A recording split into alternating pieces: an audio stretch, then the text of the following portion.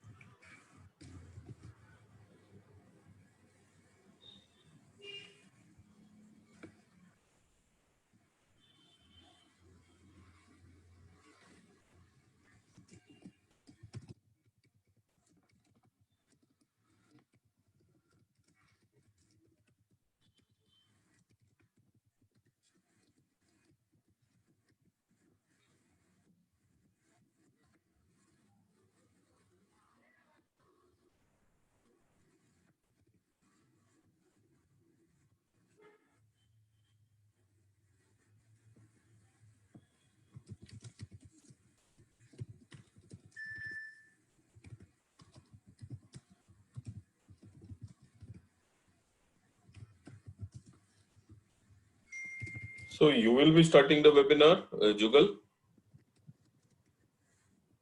Yeah, I'll hit the broadcast button. I'll introduce you and then I'll hand it over to you. Okay.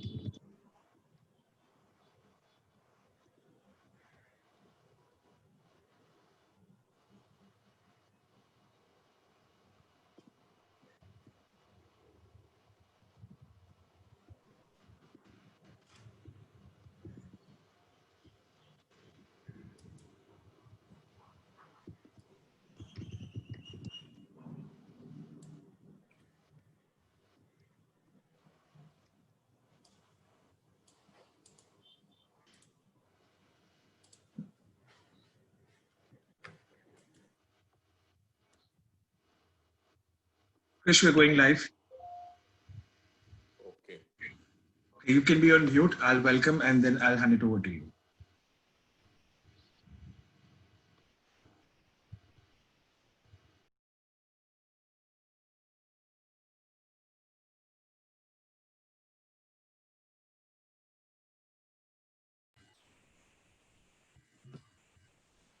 Good afternoon, everyone, and thank you very much for joining in. We'll just wait for a few seconds for everybody to log in and we will begin then. Thank you very much.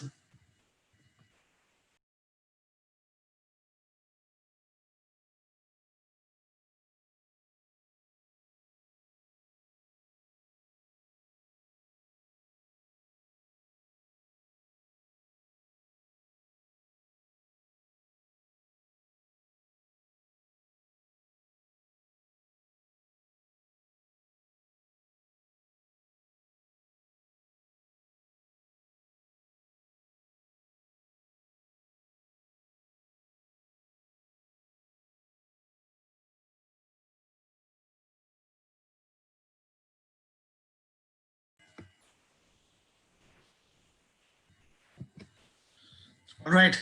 Hello and good afternoon to all of you. We hope you are in good health and staying safe.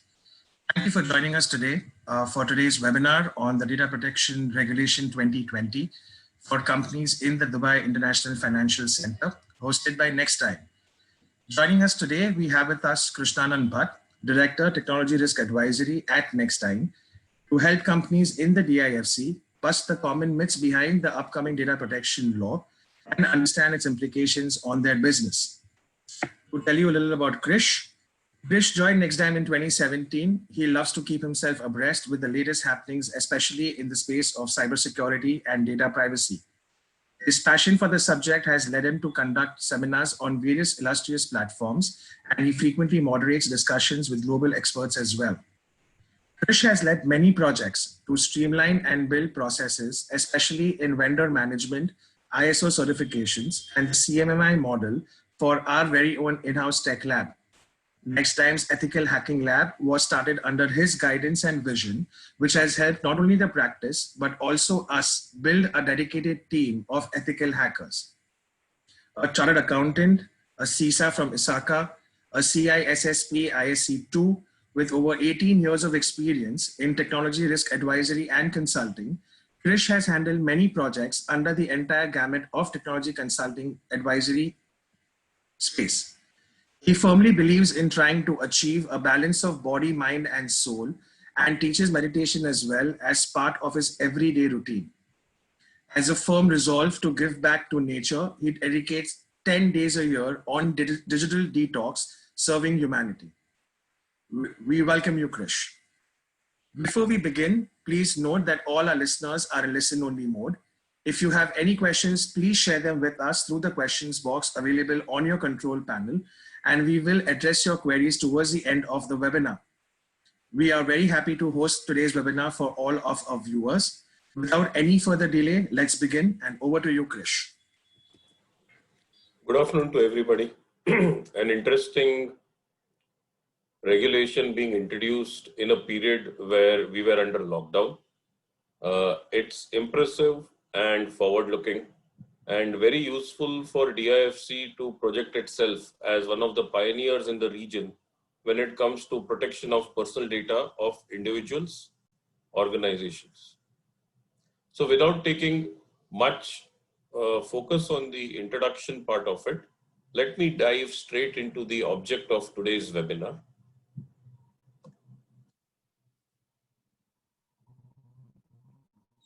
So the primary objectives of this regulation was to protect information privacy of individuals with respect to their personal data, because right to privacy is considered a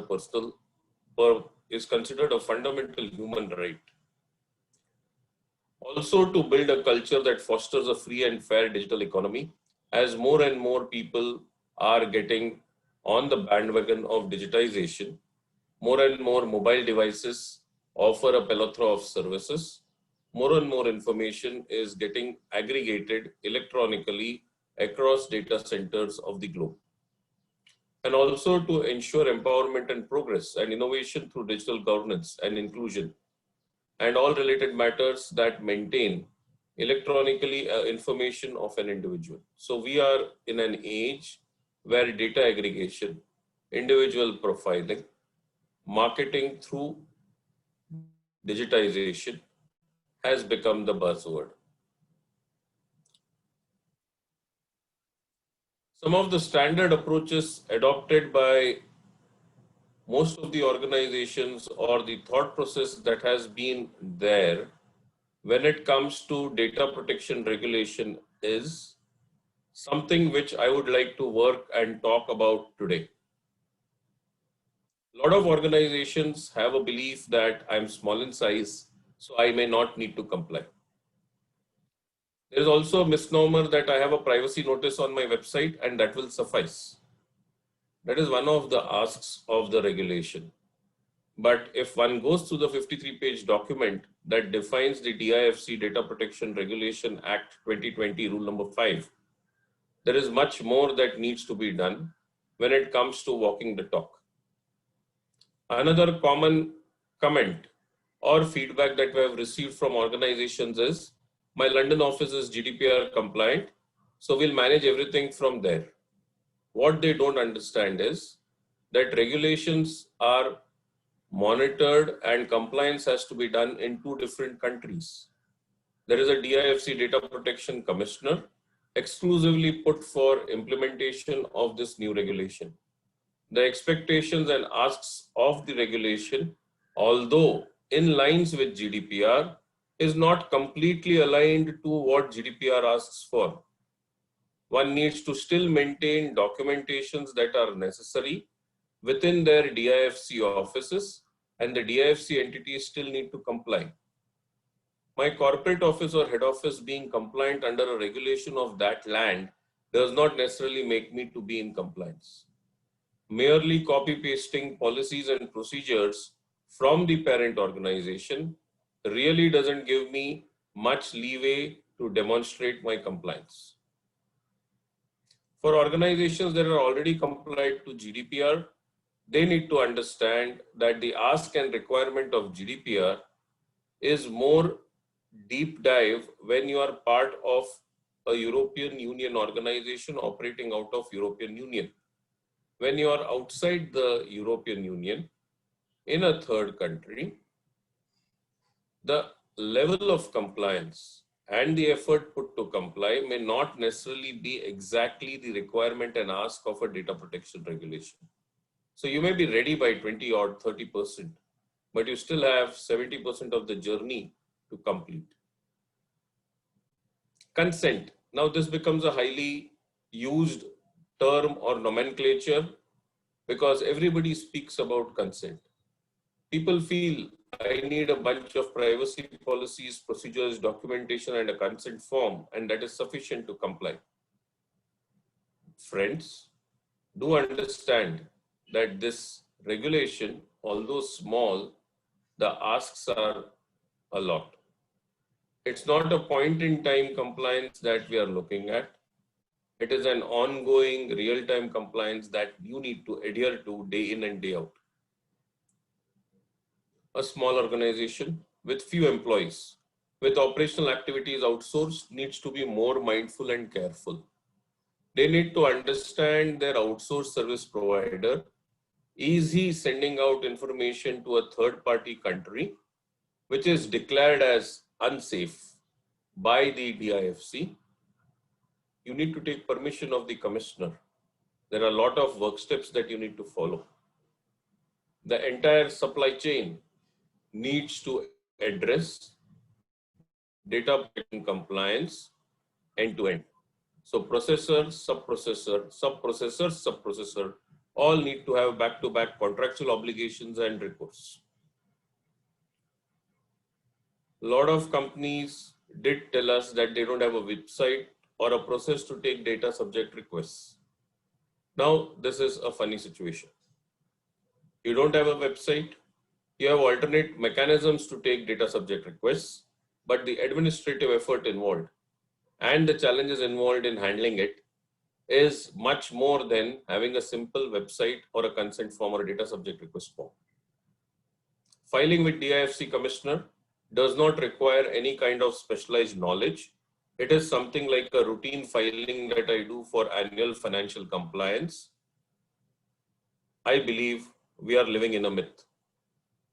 The ask of the filing form is so detailed, it is so specific to see your compliance to articles and clauses of the regulation that when you give a positive response, to something that you are in compliance with, you will have to follow it up with actual documentation, processes, activities to demonstrate the effectiveness of what you have said is in compliance.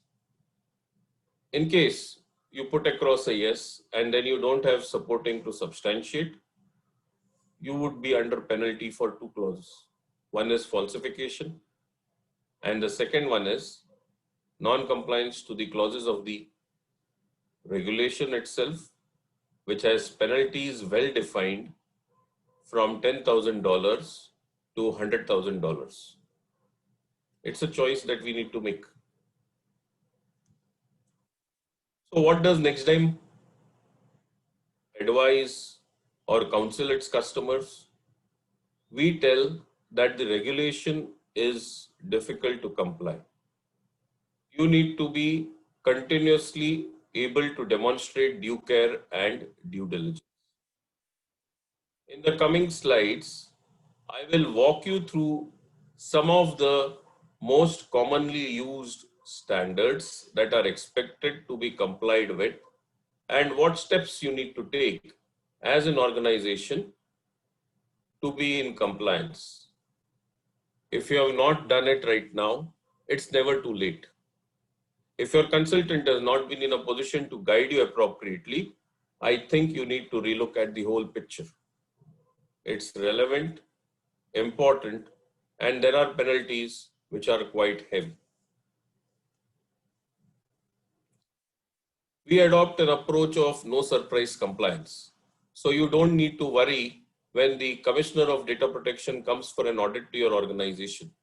We have a detailed, effective plan to help our customers be in compliance without the usual headaches or tensions that they need to take around it. We have a dedicated team of experts who are able to walk you through the entire thing in a very systematic, easy to understand manner. We not only help you assess, we also help you to manage and implement, and we follow it up with a high care. So to comply, what is it that you need to do? Irrespective of the size of organization that you are, irrespective of the size and type that you're planning to operate in, you need to follow all of this to be in compliance.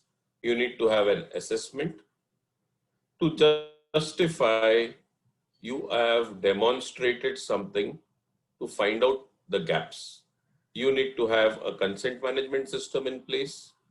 You need to have a data inventory and mapping documentations, security incident and breach management, policies, procedures, privacy notice management based on the countries that you access, geolocation mapping, data security measurements. So you need to have a privacy impact and data protection impact assessment, data subject workflow and intakes in place, a culture where privacy is learned grounds up.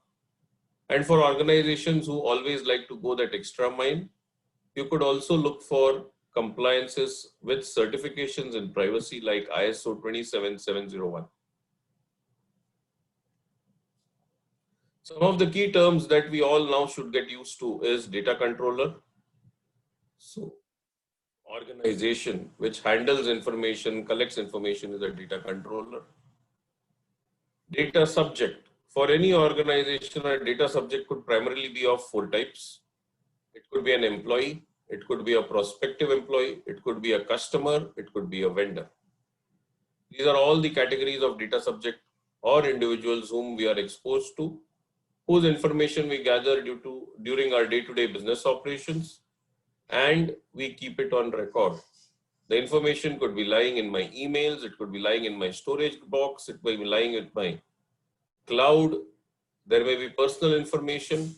As of now, I really don't have clarity. It's a difficult process to have data mapping and identification. The next category is data processor.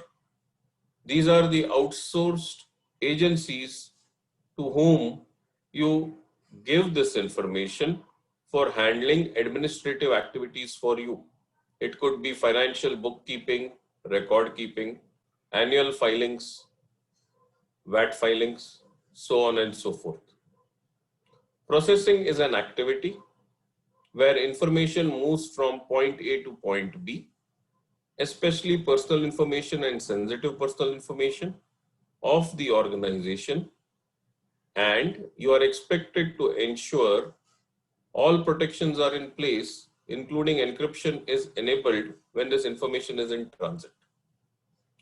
Profiling is a method or mechanism in which you try to identify your customer or prospects by indirect means, that is, through LinkedIn, social media websites, or any other trace or track method. Significant harm is your actions could lead to causing significant harm to organizations, individuals, and entities. So you need to have a privacy impact assessment and data protection impact assessment done as a part of your compliance activity. It helps you comply with the personal data law, identify personal data, identify what is personal, what is sensitive, what is high risk processing information. If you have not done that, it is required under the regulation that a privacy impact assessment register, a data protection impact assessment register as a good practice needs to be maintained by all organizations who need to be complying to this regulation. There is a specific ask when you do the filing with the data commissioner to evidence these documents if asked for. Data flow process mapping. You need to understand what type of data you hold, how are you handling the process, how is the entire data life cycle managed from create to process to dissemination, storage, archival, deletion, erasure. You also need to have policies around retention period. Physical manual files are also part of your data flow process mapping activity. The outcome of this is a data flow process diagram, which is required to be maintained to be in compliance with the data protection regulation.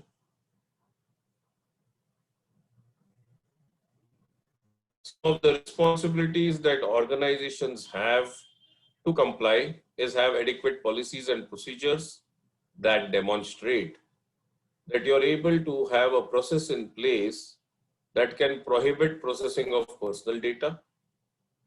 You collect only as much data as is necessary through legitimate means. Your purposes and specifications and limitations of processing is clearly defined, and the data subject is aware and understands it's a legitimate reason for which you are collecting this information. You are accountable. You can demonstrate your accountability by maintaining a data risk register. It's a very important document in the compliance stack. It's a 37-column register. Organizations are expected to maintain that at all points of time. It captures data subject wise, activity process wise, the information that you possess or hold of that individual. It's a comprehensive end-to-end document. It also defines the retention periods, contractual clauses, cross-reference to your privacy impact assessment register, data protection impact register, and captures all these 8 aspects which are there on the screen, right from purposes of processing, nature and category of personal data collected, data controller's contact details, how it is shared, is there cross-border transfers, are you driven by model contractual contracts, with the Schrems II case being decided in Europe. Privacy Shield, which was an arrangement between EU and US for transferring data, has fallen. Reliance is now placed on standard contractual clauses or model contractual clauses in the case of DIFC. When you want to transfer information outside DIFC to countries that are classified as unsafe, including the mainland. The DIFC Data Protection Commissioner is expected to review the model contractual agreement, based on which he would provide you approval to share the information outside DIFC. In case the process is not followed diligently, you are exposed to penalties of $75,000 to $100,000. It's severe. Data controller activities will require you to have procedures for data subject rights management to ensure data quality, accountability, restriction on retention of personal data is a procedure that can be identified easily. One cannot rely on the traditional methods and manner in which we were maintaining information. One needs to very clearly map the information into a data risk register. If the information is being shared with a third-party vendor, the expectation is to have a vendor risk assessment done, model contractual clauses with data protection addendums added to the vendor contract, customer contracts having data protection addendums and contractual clauses, employee agreements containing clear consent for collection of sensitive information, and prospective employees being made aware of what information is being collected and what is the purpose for collecting that information. Some of the actionables expected from the organization. One is collecting consent from data subject. As I said earlier, data subject is maybe your customer, your employee, your prospective employee, your vendor. The consent has to be free. It should be informed, specific purpose, clear, and flexibility to withdraw. The entire process of collecting consent and withdrawing consent, as per the regulation, needs to be hassle-free. You cannot have asterisk condition apply when it comes to withdrawal of consent. So you need to have a defined consent withdrawal process, a well-defined collection process. And in between, you need to have a process for data subject to seek out or allow him to put this request across to you free of cost. Now comes to the conversation why you need a website. Because as per the regulation, the methods which have been prescribed by which a data subject needs to put across his requests, website is the easiest and most cost-effective way. We have next time have an easy to use solution where you can have data subject rights management on a single web form or a web page, which is the easiest. You collect the web form information and you have 30 days to comply. Alternate methods prescribed are through telephone or email. When you try to collect data subject requests through telephone, you need to have an additional administrative work of validating his proof of identity before you process such requests. Second, if it's through email, the process is similar. Imagine the scenario where you have very small operations with people hardly in numbers operating, yet incurring such a big administrative task or activity when the same could have simply been handled by having a small landing website page. Some exemptions where you can collect data without consent, but you need to note these exemptions in your data risk register. It is lawfully authorized by a government authority or function. It is for complying with a law in DIFC region, especially the KYC that you collect for AML laws. It is in compliance with a court order. It is for protection to avoid disaster or public disorder. It is for medical enhancement or advancement. It is collected for public health threat, to protect against public health threat. Some exemptions for collecting personal data without consent, but you need to be extremely mindful. So you may collect it to recruit or terminate employment, to provide a service that is beneficial to the employee, like employee insurance cover. Could be one of those services which can be classified as information collected for the benefit of the employee. Where you need to collect this to mark his attendance, or you may be using this information to assess his performance. You have some exemptions, but these are gray areas. Since this is a new regulation and there are no precedents, we need to always try to adopt best practices to reduce the hassles and be in compliance. Going further, it needs to be for reasonable purposes.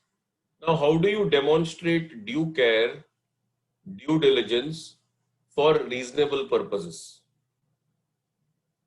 That is something which is tricky, my friends. And that is one of the reasons that we say that try to use best practices, minimal hassle-free implementations to ensure you have end-to-end compliance.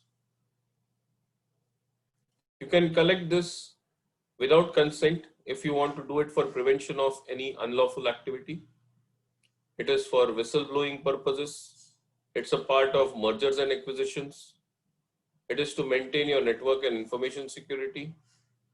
It is for processing publicly available personal data, debt recovery, credit scoring, search engine operations, so on and so forth. A couple of processes or purposes have been defined.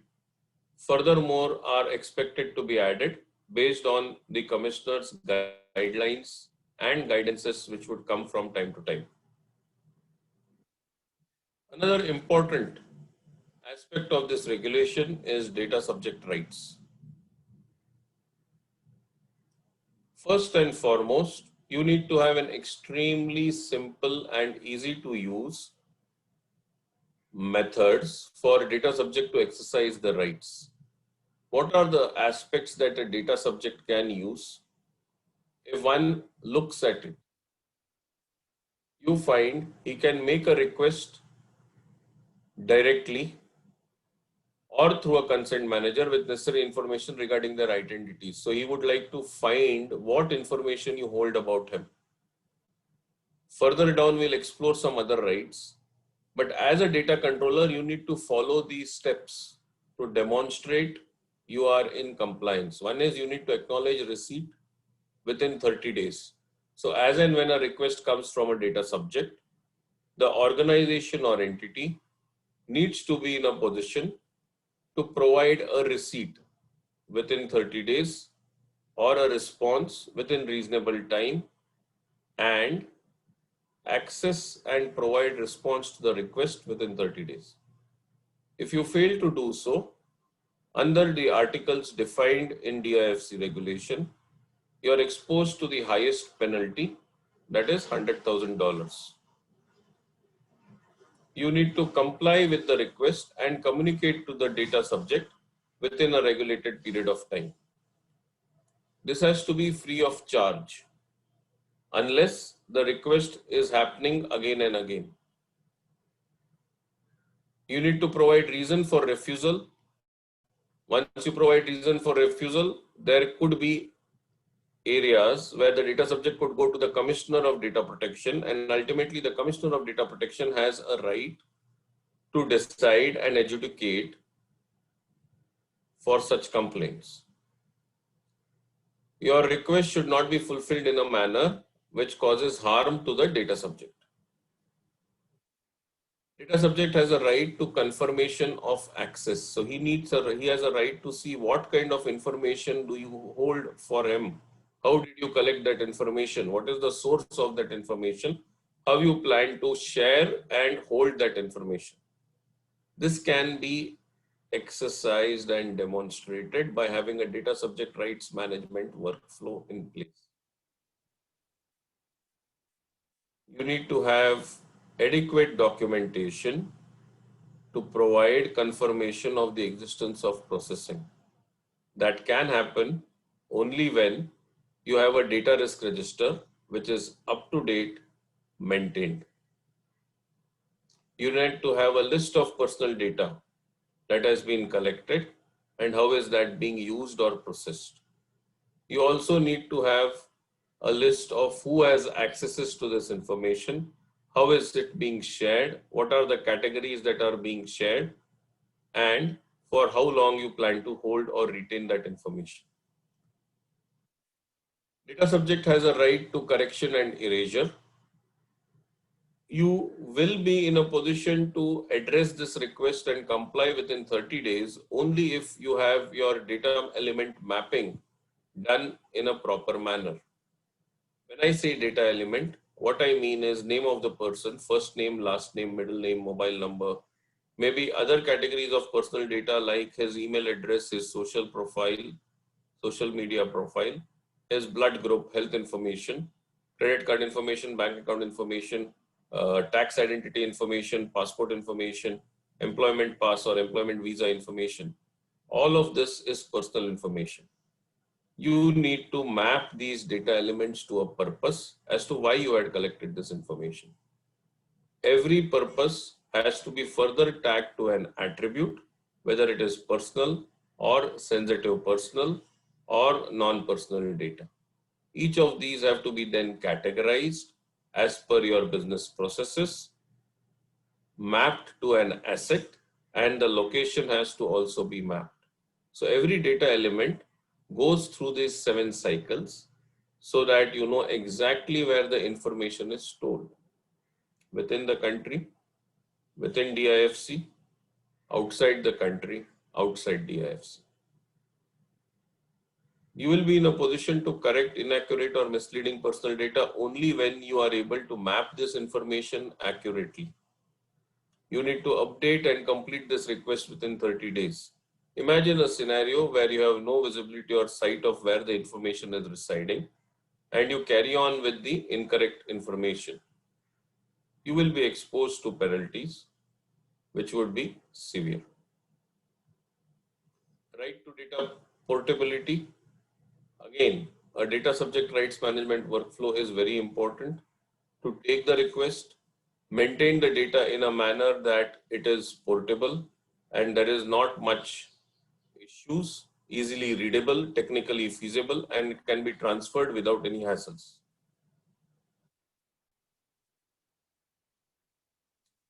Right to be forgotten. This is an extremely important right. So data subjects have a right to restrict or prevent the continuing disclosure of personal data. In fact, under the regulation, there are 2 kinds of rights. So I could restrict processing of certain portion of my personal information. I could prohibit processing of my personal information. I could request deletion or erasure of my personal information. It could be in total, it could be in pieces. All of these requests have to be adhered to. Data subject grievance redressal. I need to have a mechanism in place to allow data subject to file his grievances in case he believes there's a violation on the part of the organization. He needs to address these grievances within 30 days. If the grievance is not addressed appropriately, the Commissioner of Data Protection has been given the right to adjudicate such cases.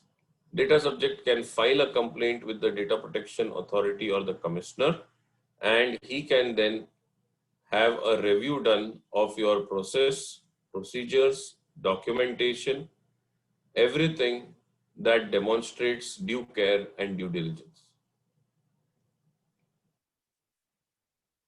Very important aspect that we are now looking at is transparency and accountability measures.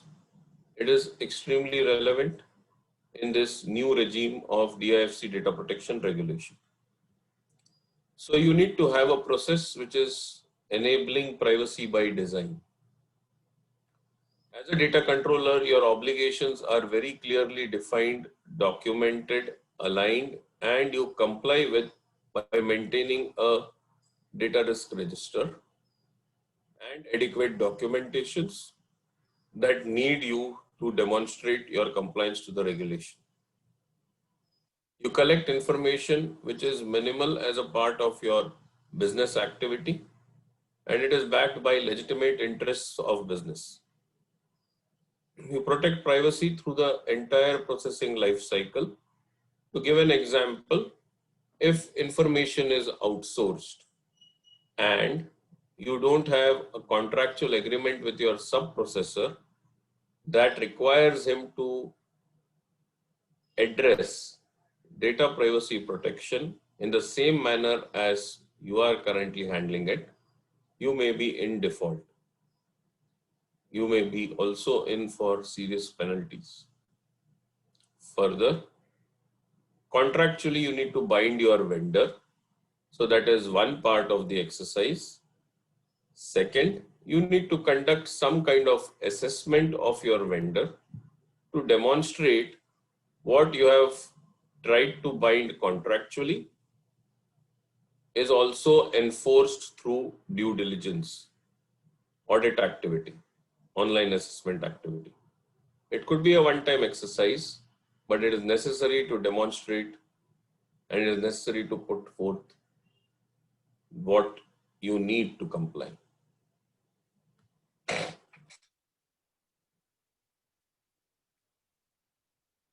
Transparent processing.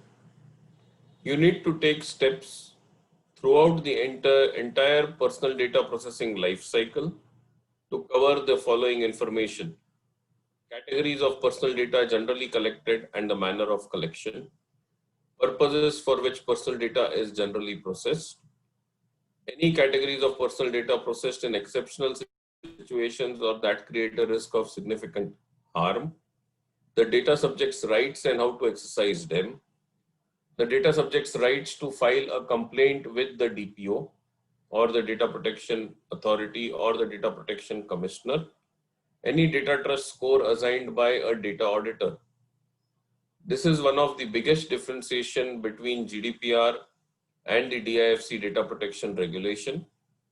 The data protection regulation has taken a leaf from Singapore Privacy Data Protection Act, which also has processes for privacy certification. Guidelines for which is still awaited, but we expect a similar model to be followed in DIFC, where you will have privacy audits. And in case you are certified as a privacy compliant organization, these certificates will be relevant for 3 years. And it's a good exercise and it's a must have for most of the entities.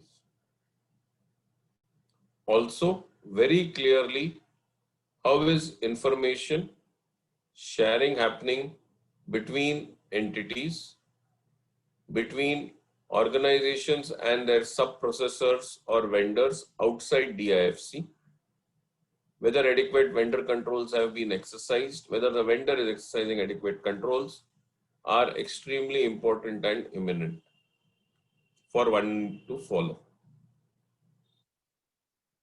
Breach reporting. This is another area where DIFC has been a little reasonable and has provided no definitive timeline for someone to comply with the breach reporting clauses. Unlike GDPR, where you're expected to report a breach within 72 hours, personal data breach reporting, if it is not causing significant harm to the population at large, does not have a definitive timeline to report. Unless you're an organization in high risk processing data activity, or you're an organization who, because of the data breach, is going to cause harm to an individual, the law is pretty much open on a reasonable time period for breach reporting. Data processors, it's very explicit and clear that you need to have model contractual clauses in place to adhere to this regulation. So your contracts with your sub-processors, outsourced administrative organizations, compliance officers, financial officers, others who handle most of the administrative operational activities for you, you need to have your contracts realigned containing model contractual clauses that have been prescribed by DIFC as a part of your contractual agreement. It would become necessary to have contracts with each of these outsourced vendors, be it housekeeping, building management, IT infrastructure, accounting office, CFO office, compliance office, legal office, payroll processing, so on and so forth. International transfers, as far as possible, there is no blanket restriction on transfer of personal data outside DIFC or even sensitive personal data. But one needs to take permission from the Commissioner of Data Protection. It has to be in a form of an application to the Commissioner, and you also need to have your contracts and data sharing agreements in place, which needs to be put up with the Commissioner with a specific purpose of the reason and rationality behind doing this external data transfer.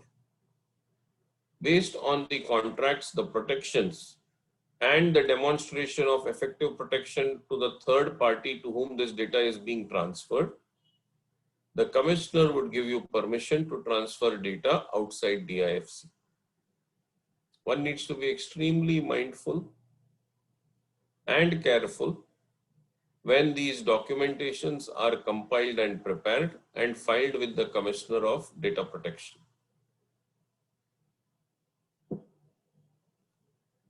Earlier, this filing was not mandatory for all categories of companies, but under the DIFC Data Protection Regulation, Category 1 to Category 4, all entities having a DIFC license are expected to comply with the filing and the data sharing agreement requirements.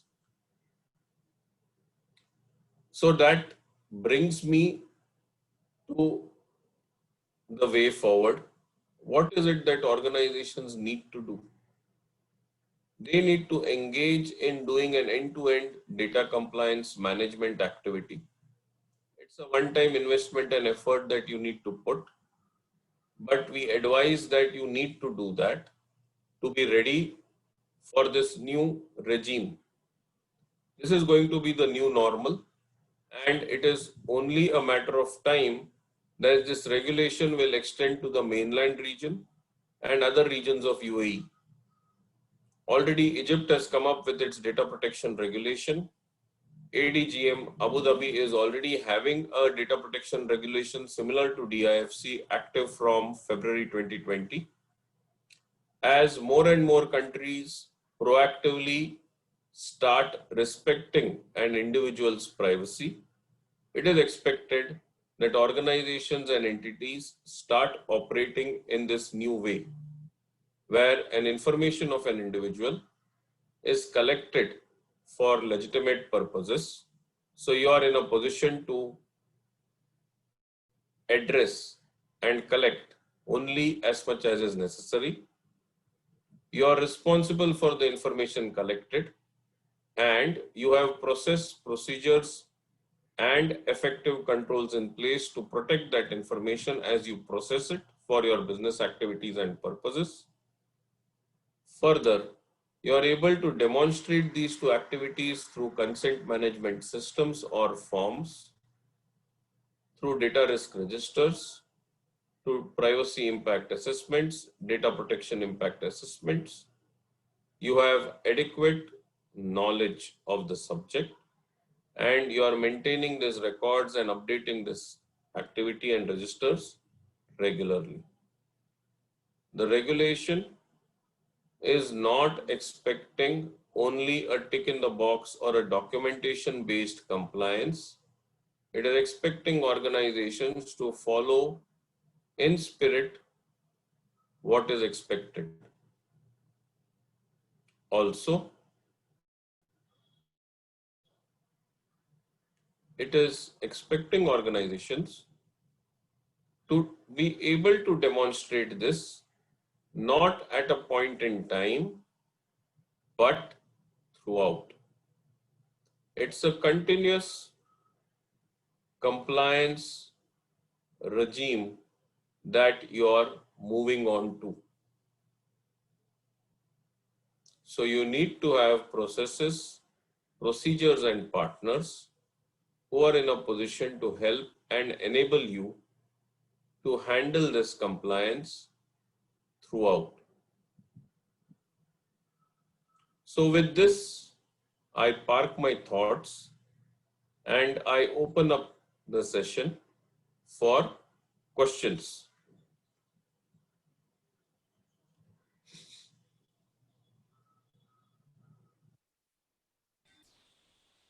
Thank you very much, Krish, for those insights. To all the listeners in the room, we hope you found Krish's explanations to be useful, given the little time that we have to figure out compliances with the upcoming act in the DIFC. If there are any questions that you would have, please put them up in the Q&A box on the control panel, and we'll be happy to take up a couple of them within the limited time. Thank you.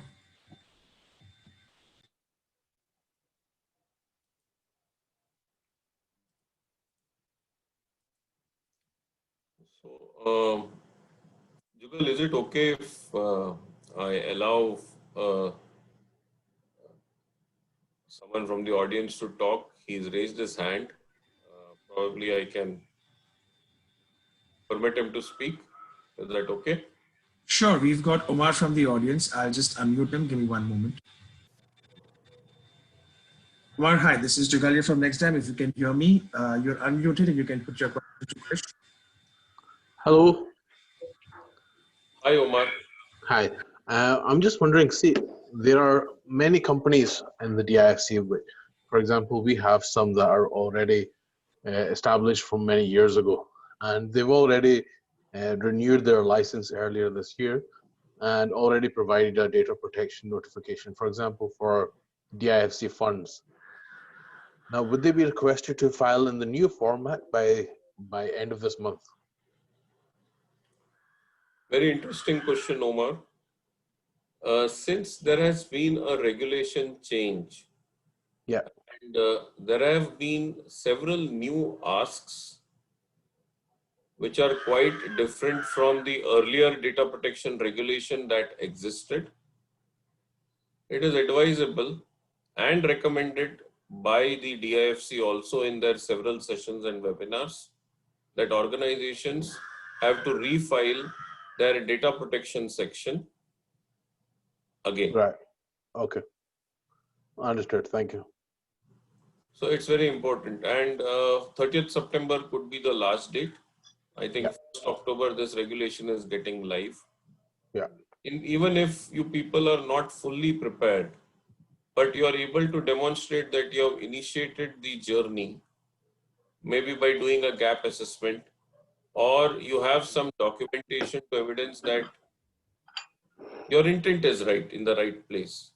But since this regulation directly impacts from a retrospective perspective rather than a prospective, it becomes difficult for organizations to immediately show compliance. But if you're able to follow these 10 steps that I discussed during the session, and you have documentation to show that you have made a beginning, I think you're pretty much covered. Good. Thank you so much. Thank you very much for those comments, Krish. We have one question from the audience. I'll just read that out to you. The person wants to know could you please elaborate on the applicability of the bill on Indian or international citizens also that are visiting the DIFC? Is there anything that you can give on that front? Any information that is processed within DIFC, one needs to note that information and he becomes an individual who needs to comply under the regulation. So it is not an individual who needs to file with the commissioner, but the organization which solicits this information. To give an example, say an international business traveler who visits your organization in DIFC, and as a part of managing his entire travel logistics, your administrative department collects information from him to do his hotel bookings, further collect information for handling his other logistics areas when he is visiting your office in DIFC. In such a situation, you do have access to information which is personal in nature.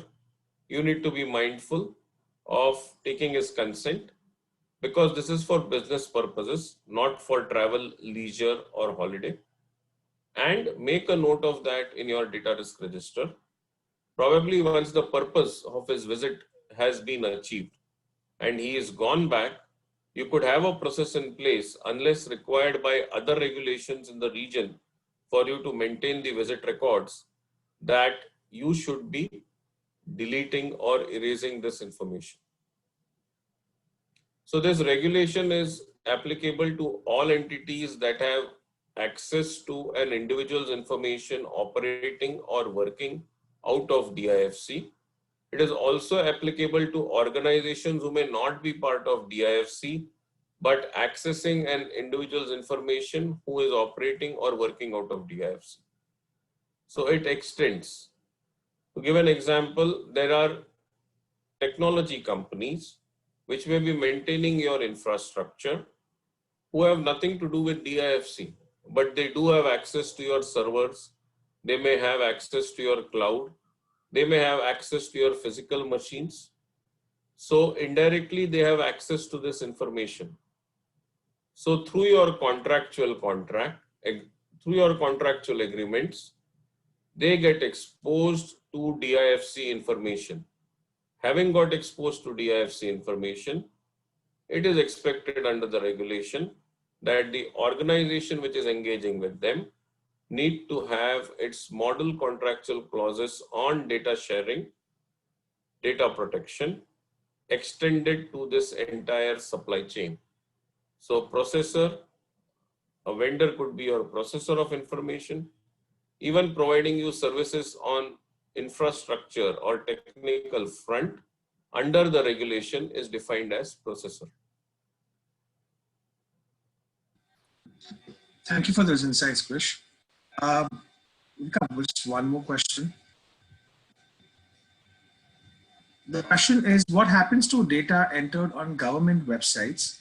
Is the government also liable as well with regards to compliance with this law? And how can we communicate this sort of information to our clients and to our partners? Okay. So one of the purposes which are exempt under this regulation is where information is collected to comply with a particular law or requirement of a legislation.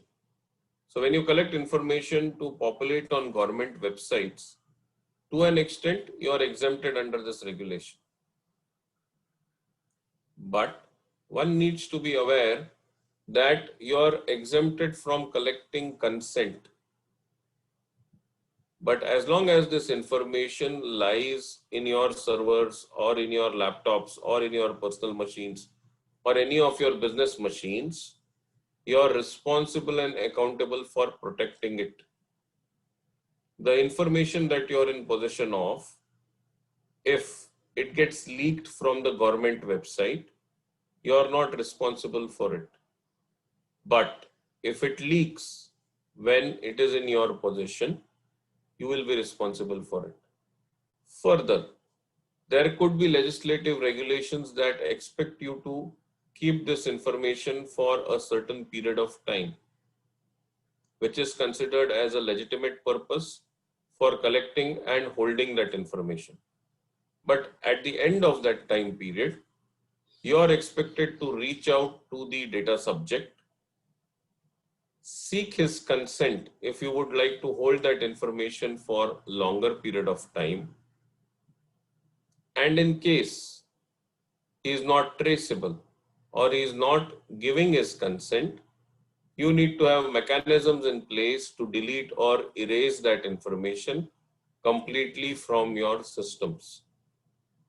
Every location that information about this individual is residing, be it in your emails, be it in your hard disks, be it in your external hard disks, be it on Google Drive, Dropbox, OneDrive, or on your laptop's hard disk, it needs to be erased from all of these areas. So it's very important that one needs to understand the implications when it comes to these activities and start following practices of data minimization. Take as much as is necessary, hold it for only the time period for which it is necessary. Thank you for those thoughts, Krish. I think with that, we have time for one last question, so I'll just put that up. I think it'll be a good connect with the previous one and also to end the webinar. The question is, with regards to if there are any breaches, what if there is a breach basically in any company documentation? That is part one of the question. And part two of the question is, are there any data protection impact assessments for companies to smoothen themselves into this entire compliance procedure? So I will take it by parts. So to answer your first question, if there is a data breach, then one is you need to immediately initiate an incident and breach reporting activity. If the impact of the breach is something which is going to harm people at large, then you need to inform the commissioner of DIFC within 48 to 60 hours. You need to also inform the authorities of this breach so that investigation can be taken place.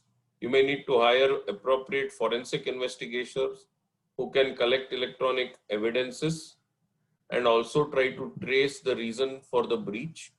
And you need to also demonstrate all effective steps. So say if the public at large